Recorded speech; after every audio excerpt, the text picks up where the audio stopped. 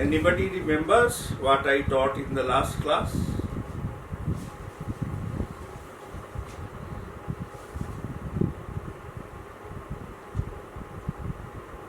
Nobody?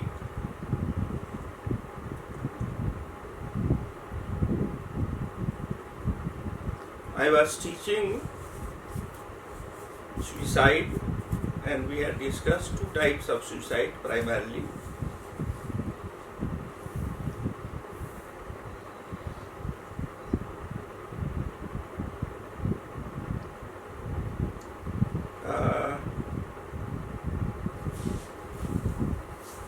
Egoistic suicide and altruistic suicide I had completed,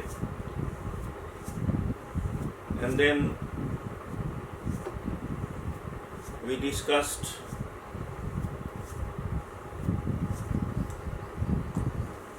the third type of suicide,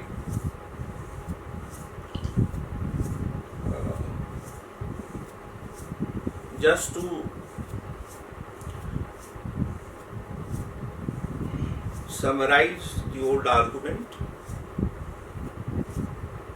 Anemic suicide is symptomatic of a chronic state in the modern economy.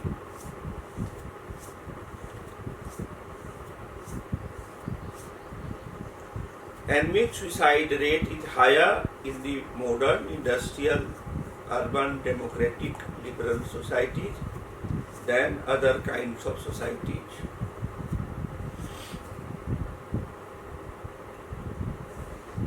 When individuals' needs and their satisfaction have been regulated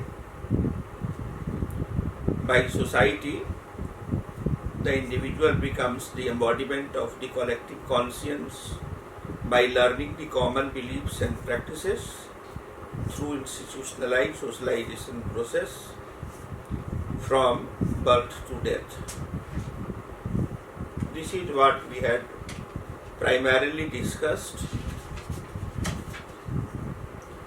Then, when this regulation of the individual is upset,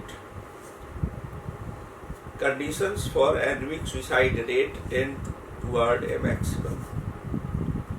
The anemic suicide is rooted in the key term anomy,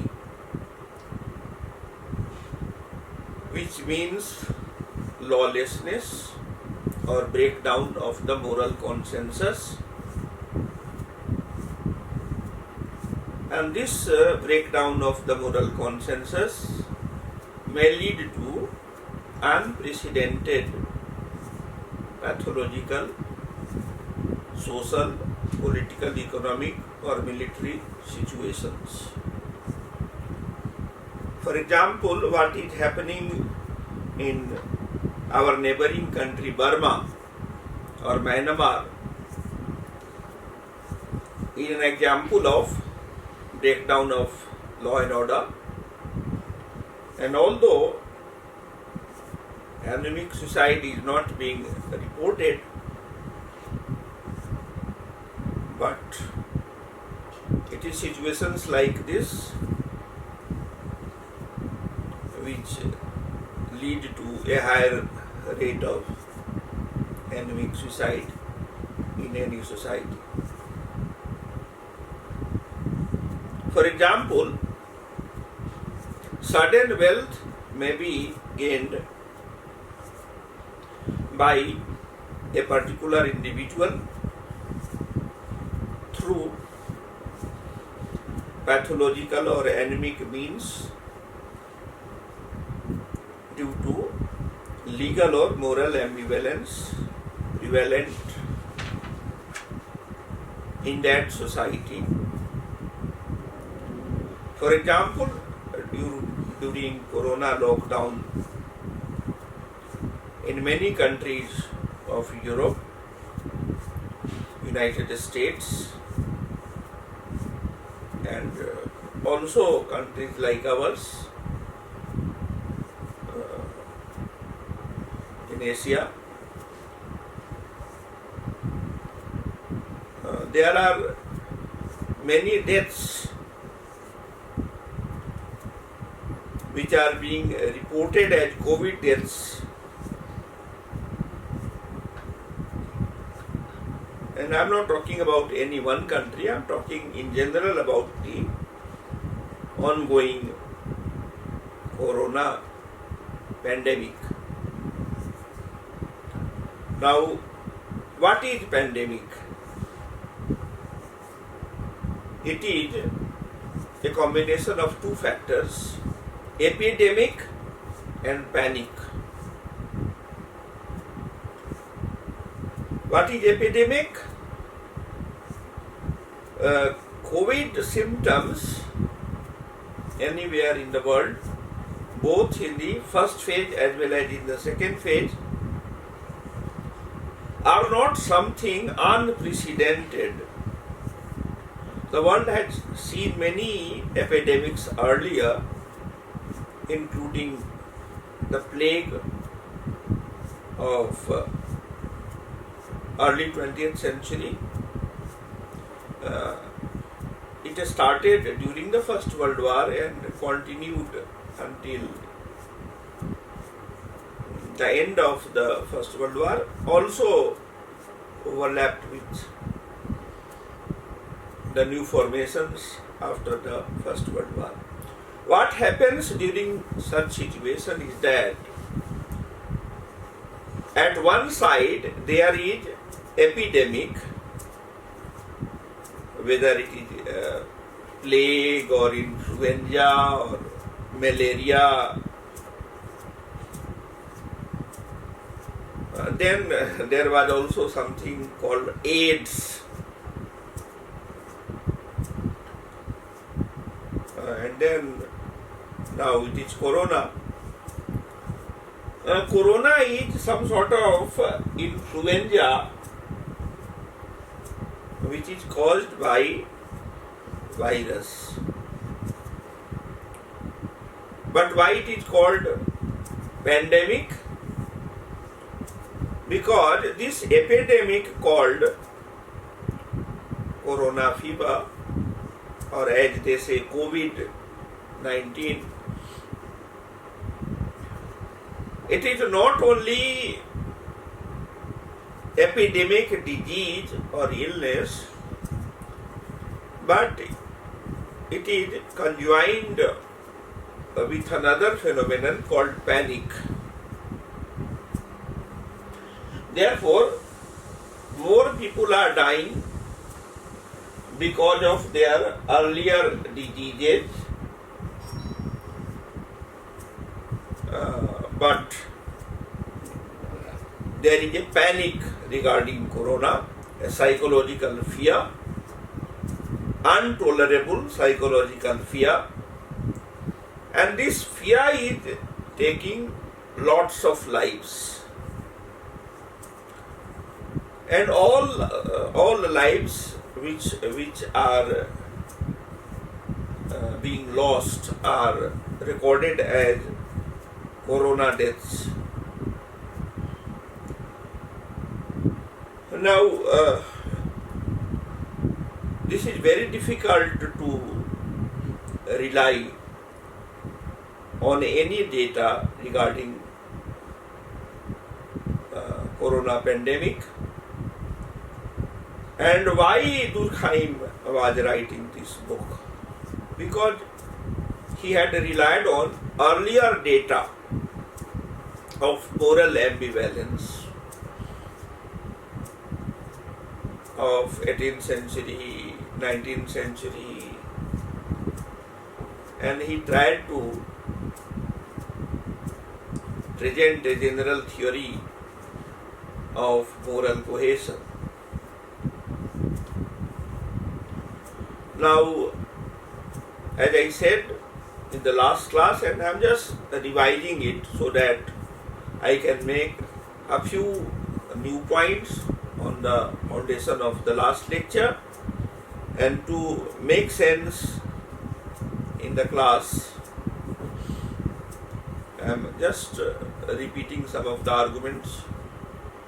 In such anomic pathological situation of social life, sudden gain of wealth may become a strong stimulus of anemic suicide on the ground that the newly enriched individual is unable to cope with the new opportunity afforded him.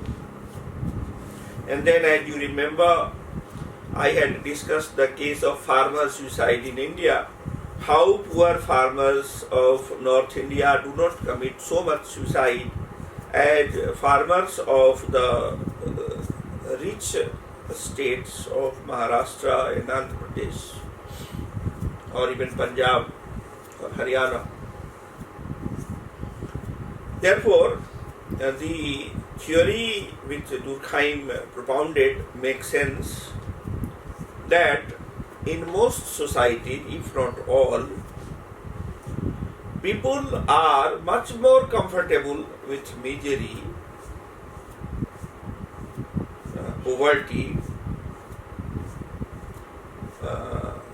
sudden loss of people, more so in countries like India, because the support provided by traditional institutions like family, kinship, professional groups on the lines Durkheim talks in the other book, Professional Ethics and Civic Morals. For example, take the campus called JNU. JNU has witnessed many episodes of normlessness, ennui, since 1972. But in this campus there has been less suicide cases than in our neighboring Indian Institute of Technology, IIT Delhi, or All India Institute of Medical Sciences, AIIMS. More students and faculty suffer from fear, mania, depression, in JNU as well. But until very recently, the organic solidarity of JNU was very normal. And JNU was better able to negotiate with the anemic situations than our neighboring AIIMS or IIT Delhi. Why? Because in JNU, until very recently, there was a moral consensus. But was it not broken earlier? Yes, it was. For example, during emergency, the moral consensus was broken. That was a period 75 to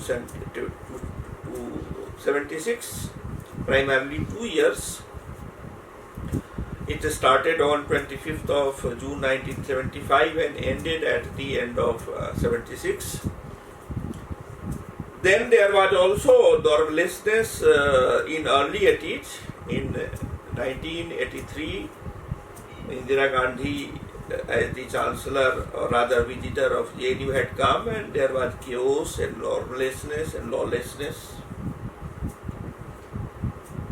And now, for some years, there is again increasing amount of normlessness, because there is less and less of moral cohesion.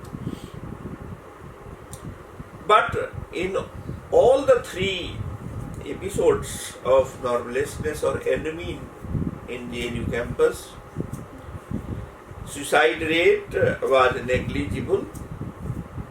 I cannot say that there may not have been any suicide, but it had not been accepted as suicide cases. There were other complications. Now, the point which I wanted to make is that the upper and lower limits of individuals' desires, his scale of life, and his expectations from life, or his expectation from relationships. I am talking his, but it also includes her. All these expectations are upset. Now, why there is less and less suicide among the poorer classes, or less developed section of any society? Because there is less desires, less expectation from life and relationships and institutions. Of course, when Durkheim proposed this, there was a lot of criticism,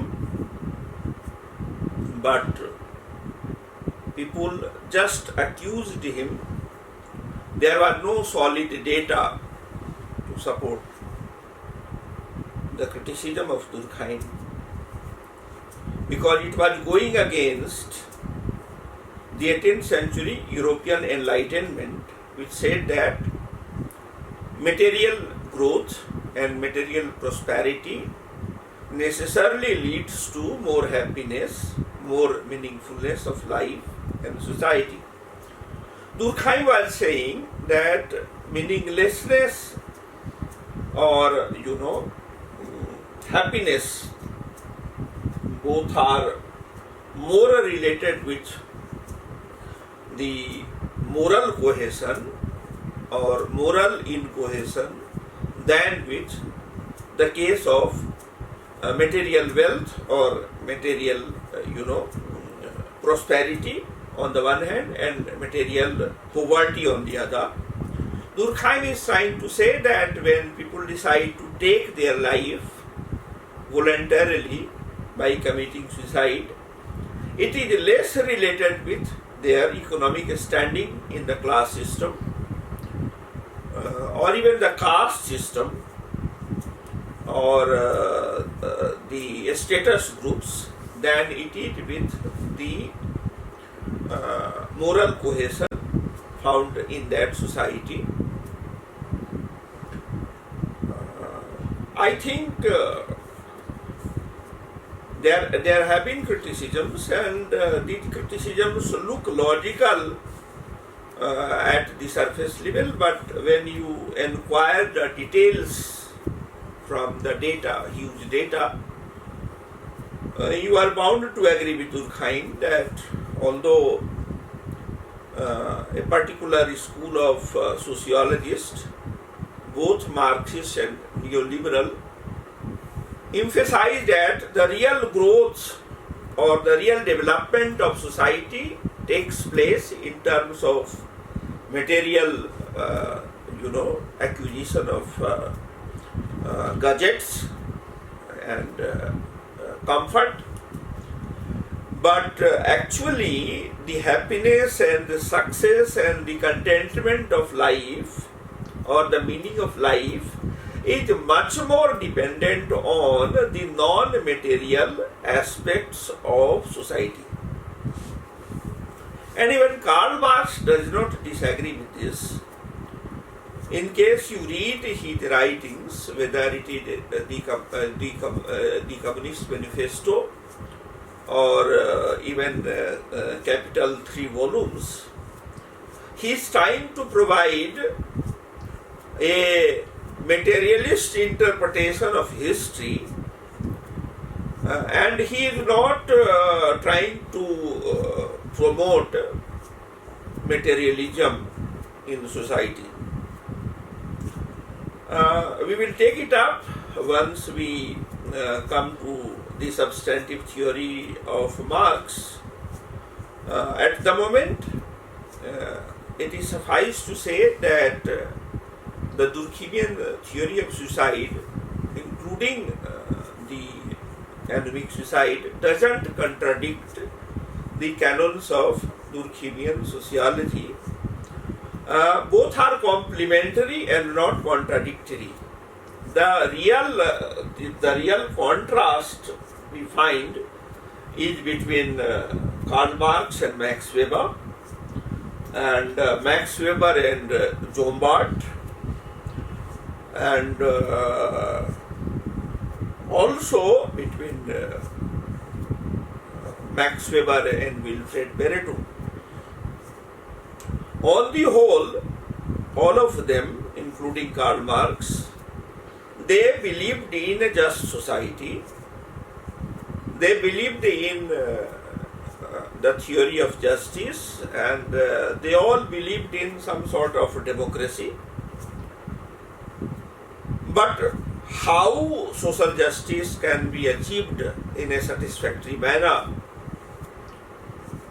is something about which there is wider disagreement among the theorists. Jombart, Max Weber, Wilfred Pareto, Emile Durkheim and Karl Marx. Therefore, we should underline what Durkheim says, that the same type of situation occurs in conjugal enemy. I had already dealt this in the last class. The same type of situation occurs in conjugal enemy exemplified by divorce. Here marital society no longer exercises its regulative influence upon the partners, and the suicide rate for divorce is comparatively high. This anemic situation is more severely reflected among divorced men than among divorced women, since it is man who had profited more from the regulative influence of marriage. This I had dealt in the last class. Now what I want to add today is something which is controversial. Now take the question of health, social health.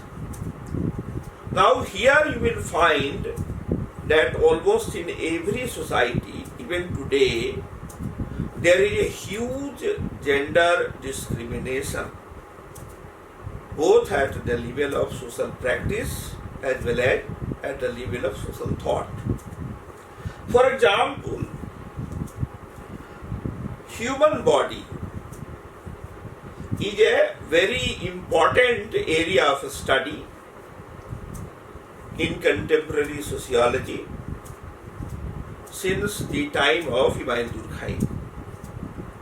And now people like Brian Turner and many others, including also Michel Foucault, have studied human body.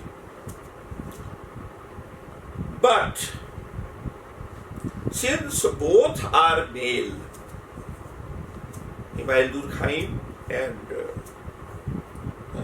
Michel Foucault, I will not say it is natural, but this is cultural conditioning that they assume, disregarding anatomy and physiology of the human body, that male problems and female problems are more or less similar. No, it is not. For example, take two cases: menstruation among the young women and menopause among the elderly women. You will find very little sociological literature anywhere in the world, including United States of America, about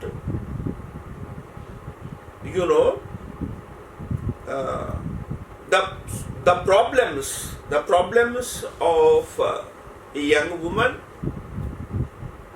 and the problems of an elderly woman. Now there is something called maternity leave in case you have a child. A professional who is also a mother is entitled leave, paid vacation from the office or the institution, but there is no provision that a young woman should be allowed leave, like maternity leave, when she is, undergoing very painful menstruation, or when she is negotiating with, very traumatic menopause. What does it mean? These are not something which is related with the individual. Menstruation is a social fact, like menopause. But since majority of writers among the sociologists also are male, they will not bother to inquire about, a problem which is specific to the female body. It is not publicly discussed because it is thought that it is something which is personal to the woman's body. But then the man's body also has a specific problem which is not related with the female's body. Then why you are discussing that? Therefore, although it is said very, very boldly that divorced men commit more suicide than divorced women. Fine. But I will add that after menopause, the immunity system of women all over the world is much more stronger than the male of the same age group. Therefore, what Simone de Beauvoir argued in the very celebrated book on the feminist writing, The Second Sex, should be read as a complementary text of Les Suicides by Emile Durkheim. Incidentally, both were French and both were of the same Jewish background. Now, what I wanted to emphasize is that, according to Durkheim, the individual forms of suicide can be properly classified once the three etiological types of suicide, egoistic, altruistic and anemic, have been established. It is possible to describe the individual behavior patterns of those exemplifying these types. The other way around, seeking to find the causes of suicide by investigating the individual types is fruitless, according to Durkheim. You will find many people talking in the politically correct language that it does not matter how you present the fact. It does matter, according to Durkheim. And I am reading this sentence again. Once the three etiological types of suicide have been established, it is possible to describe the individual behavior patterns of those exemplifying these types. The other way around, that is the opposite of it, is fruitless. The other way around, seeking to find the causes of suicide by investigating the individual types is fruitless. What does it mean? Durkheim is trying to say that we should not be too much concerned with the cause of suicide. Rather, we should restrict as professional sociologists to the suicide rates. Better criminologists, psychologists, philosophers and poets speculate about the cause of suicide, whether it is anemic or egoistic or altruistic. We as professional sociologists are neither trained for nor we are capable of explaining suicide of an individual. Therefore, whenever a question is asked to to us or to you, what is the sociological theory of suicide, then we should bluntly say there is no theory of suicide in sociology. Emile Durkheim did not give a theory of suicide, rather he gave the theory of suicide rate. And although he is classifying suicide on the basis of three etiology, egoistic, altruistic and anomic, it is not for causal explanation of suicide, rather it is for analytical purpose, it is for heuristic purpose, that this classification has been given in the book called Suicide in English and Les Suicide in French. Because in the same book, Durkheim had discussed not only the three major etiological types but also mixed types of suicide. Let us see Durkheim himself, what he writes. In addition to the above mentioned three types, there are individual types of suicide forms which display mixed types, such as ego anomic, altruistic anomic, ego altruistic. What does it mean? As Max Weber was talking in the ideal types, that there can be different types of, legitimate social authority, traditional, rational, legal, and charismatic. In the same sense, these three types, egoistic, altruistic, and anomic, in Emile Durkheim, is also ideal types of suicide, and the book is not primarily about these ideal types of suicide, rather the book is about the relationship between the individual and social solidarity, the individual and community, the individual and society, and through the index of suicide rate, higher or lower, Durkheim is trying to assess whether the community under study, the society under study, or the social solidarity under study is morally cohesive or normal, or it is going towards the morally less cohesive and towards abnormal or pathological. The statistical data of suicide rate are correlated with the social phenomena, as I said in the first class on suicide also, such as the family, political and economic society, religious groups.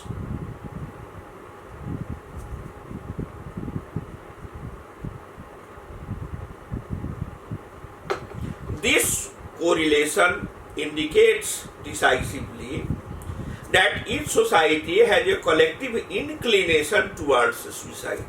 This is fundamentally important sentence and you should make a note. According to Durkheim, and this is in direct narration, this correlation of suicide on the one hand and family or political or economic groups or religious groups on the other, this correlation indicates decisively that each society has a collective inclination towards suicide.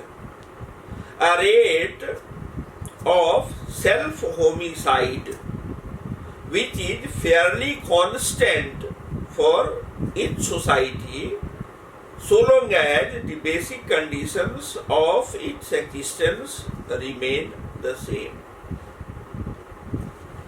This collective inclination confirms to his definition of a social fact This inclination is a reality in itself, or noumena in the language of Immanuel Kant, exterior to the individual and exercising a coercive effect upon him. In short, Durkheimian theory of suicide rate can be summarized as A. The individual inclination to suicide is explicable only by relation to the collective inclination. B. This collective inclination is itself a determined reflection of the structure of society in which the individual lives. C. The aggregate of individual views on life is more than the sum of the individual views to Durkheim. Collective conscience, or the totality of beliefs and practices of folkways and mores, that is collective conscience in French or collective consciousness in English. It is the repository of common sentiments, a wellspring from which each individual conscience draws its moral sustenance. D.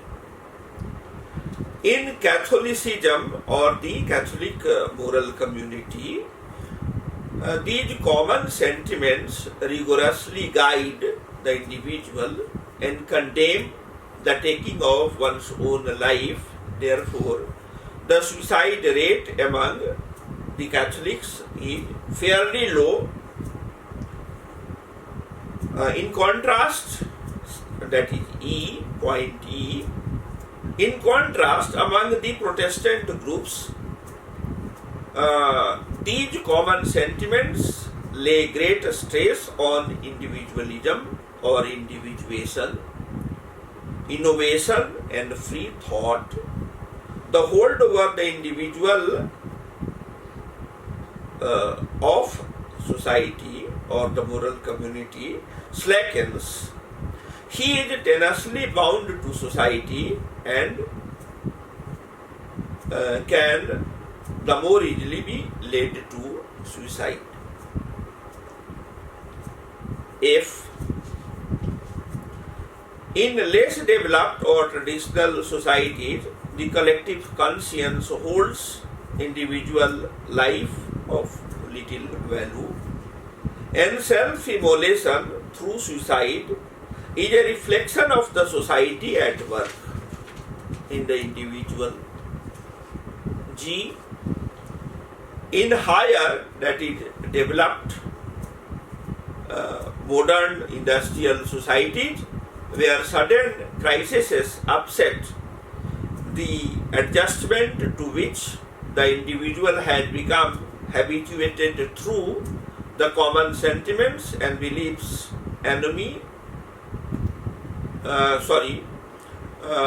common sentiments and beliefs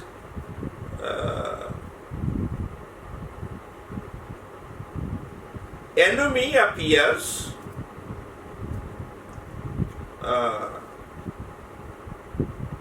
much more.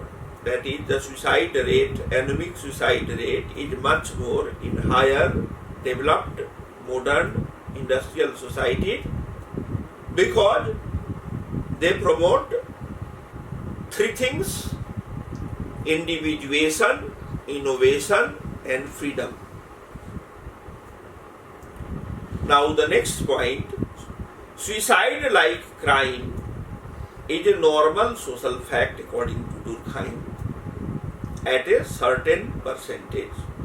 Suicide like crime is a normal social fact at a certain percentage. For Durkheim, a certain percentage of suicide is no indication of immortality per se. In fact, a given number of suicides are to be expected in a given type of society. This is very cruel In case you are not a sociologist, Durkheim said, in a cruel manner, but he was just reporting a fact theoretically, that in fact a given number of suicides are to be expected in a given type of society. But where the rate increases rapidly, it is symptomatic of the breakdown of the collective conscience or consciousness and of a basic flaw in the social fabric. Now Durkheim was criticized for this point. It was normal, it was expected. But what he was hinting at? He was hinting at a possibility which is very much on the horizon now. And what is that? Robotization of society, mechanization of work, where people will be trained to behave like a machine, or human workers, human labor force will be replaced by the robots or the machines. And he was trying to say that a certain percentage of crime and suicide is a blessing in disguise. In case there is a certain percentage of crime or suicide, it means that there is still hope in the possibility of a spiritual or moral evolution of civilization. In other words, as the others were trying to, formulate, for example, Herbert Spencer, that European society of 19th century was the most developed civilization on earth. Durkheim was trying to say no. There is still possibility of refinement and sophistication and development of society. We have definitely not exhausted all creative potential at our disposal. The example is that in case human beings as a whole, as a social fact, cannot be predicted on the downside, that is crime and suicide, they cannot be predicted on the upside also. Are you getting the point? Durkheim is a very, very humanist, social realist sociologist. He is trying to theorize about society not on the logical plane, rather he is trying to theorize about society on the basis of facts and figures found in the different types of societies in different space and time in a cohesive humanist theory of society. Now people like Theodor Adorno and Horkheimer in Dialectics of Enlightenment have criticized the very European Enlightenment of 18th century from that point of view. Durkheim and his theory of suicide rate can be criticized from that point of view. His views about the division of labor in society can be also criticized. But then there are also supporters of Durkheim, the names I have mentioned earlier also. In case there is a critique from the side of the new critical theory of Horkheimer, Adorno, Habermas, Lukács, Walter Benjamin, Raymond Williams, then there are also supporters of Durkheim, Talcott Parsons, Radcliffe Brown, Edmund Leach, Levi Strauss, Marcel Mauss, Even Marxists like Althusser and Boris Godelier. Therefore, what I am trying to say is that from both extremes, the right as well as the left, there has been critique of Durkheimian theory, but when they evolve as a mature social scientist, as a mature sociologist, they agree that it is very difficult to discard Durkheimian canons, because in case we discard, then we will have nothing common. Everybody will have his or her own sociology, and that will be nonsensical anyway. It is, however, not the case that suicide and criminality are not correlated. It is only that both are homologous. Homologous, they are structurally similar, but the content is different. For example, men and women have different anatomy, but it does not make one superior and the other inferior. Both are homologous, although their anatomy and physiology is different, but they contribute, they function, they dysfunction in more or less the same way. That is homology, primarily made popular by Claude Lévi-Strauss in a structural anthropology.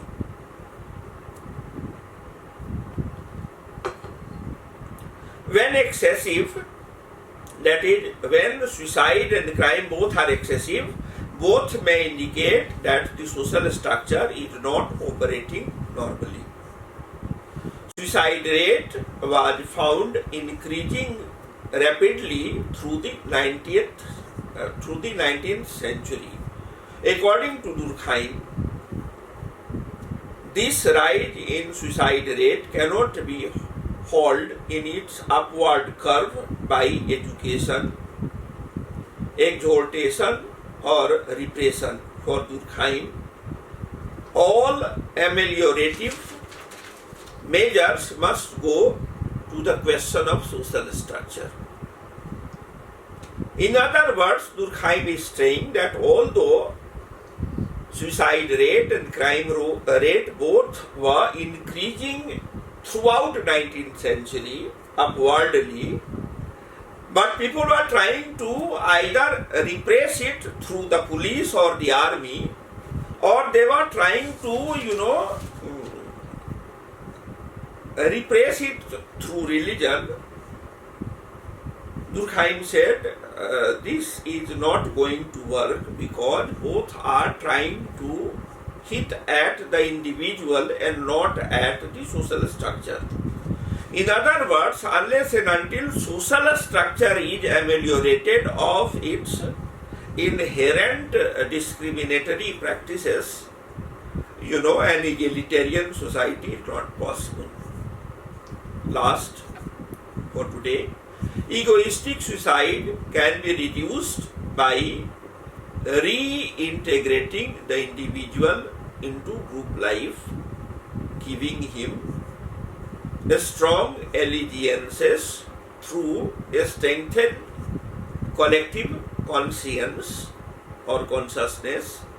This can be accomplished through the re-establishment of occupational groups, compact voluntary association based on work interest. This is the main argument in his last published book, Professional Ethics and Civic Morals. What the book tries to, hint at, very sophisticated, theoretical, formulative way is that,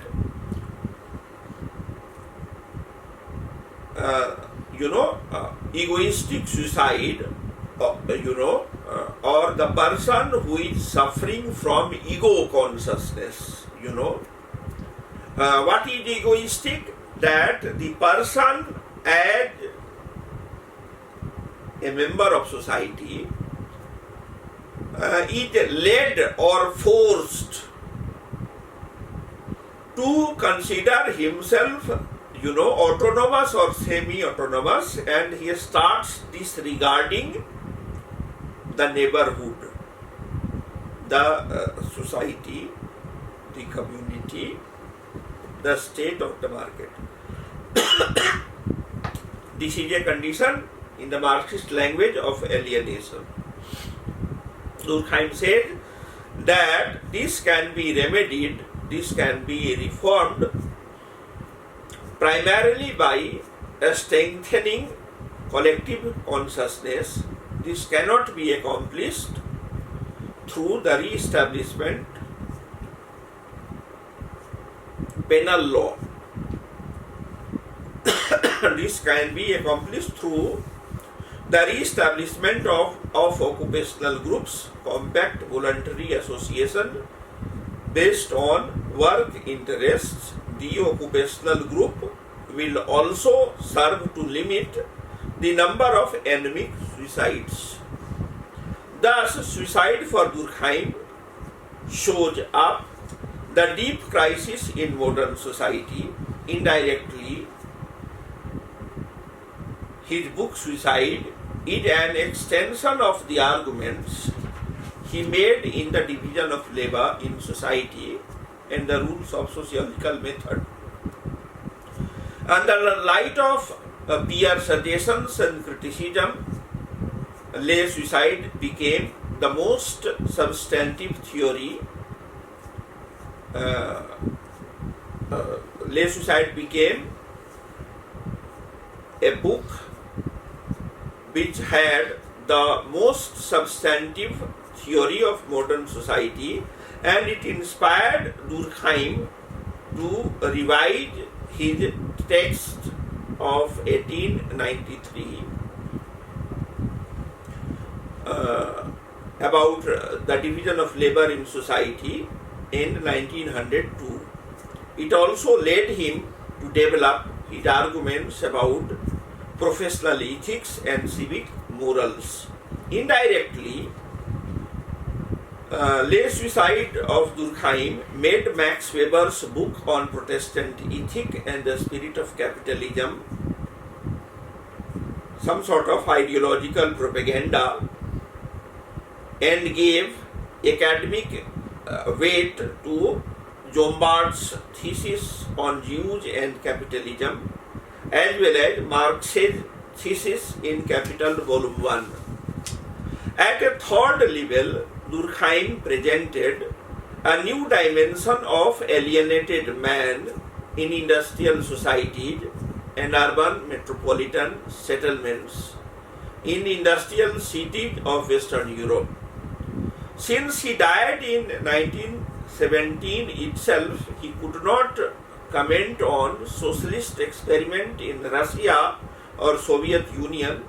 It is, however, clear that unlike Marx, who was utopian and revolutionary, and also unlike Max Weber, who was pessimistic due to consistent bad health and also because of his neo-Kantian romance. The term romance has two connotations, one in German and the other in English, and there is huge difference. Now there is no time, therefore I cannot deal with the two types of romances, the German and the English, but on internet you have enough material. In case you wanted to check, you can check. Neo-Kantian romance with postmodern philosophy of Friedrich Nietzsche. Emile Durkheim remained an optimistic reformer, firmly rooted in social realism, whereas Marx was utopian and revolutionary, although he claims that his socialism is not utopian, his socialism is scientific, but neutral critics have evaluated him to be an utopian German romantic, and there is nothing wrong in romance. Romance is a good thing. It is a juice of life. We can discuss this later on in case the time allows. But there is no doubt that Max Weber was very, very pessimistic. Marx was very optimistic. But people called that he was not a realist, he was more an utopian, not utopian socialist, but utopian revolutionary in theory. But Max Weber was pessimistic not only because of his bad health, but also because of his neo-Kantian romance with the postmodern philosophy of Friedrich Nietzsche. Emile Durkheim remained an optimistic reformer firmly rooted in social realism. Had the social sciences paid more attention to Durkheim half a century or so ago, a good many false steps might have been saved, and we might be much further along than we are today. Even if his point of view in its entirety may not be acceptable, Durkheim had insights well ahead of his age. Therefore, we have completed our discussion of Emile Durkheim's suicide. Tomorrow we will deal with Marxist theory of society. Tomorrow I will introduce the Marxist theory of society. We have of course dealt with Marxist theory of individual and society earlier, but that was introductory lecture. Now we will deal primarily in reference to the book Capital Volume 1, which was published as Das Kapital in German. Thank you, friends.